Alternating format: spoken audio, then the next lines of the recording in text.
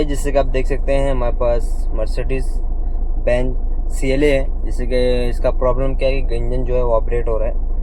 आपको मैं दिखाता हूँ इसको। जैसे कि आप देख सकते हैं ये CLA है। तो इसका प्रॉब्लम क्या है कि गाड़ी जो है मिसफायर हो रहा है इंजन, और इसको मैं स्कैन करके भी जैसे देखा हूँ कि फोल्ड आ रहा है इसका। 4 नंबर सिलेंडर का फोल्ड आ रहा है, ओपन सर्किट का फोल्ड आ रहा है।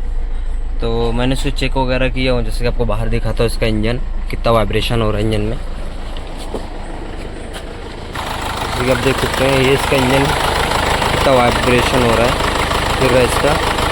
तो मैंने इसको चेक किया, जैसे आपको मैं चेक करके दिखाता हूँ।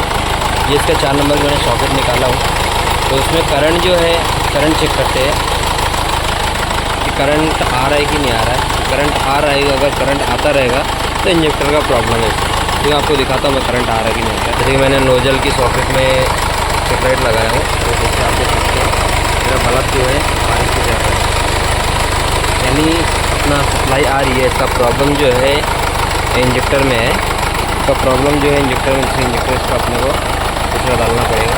ये ऑलरेडी इसमें डाला हुआ इंजेक्टर, ये इंजेक्टर के लिए 2 नंबर डाला हुआ है, तो 4 नंबर डालना पड़ेगा इंजेक्टर।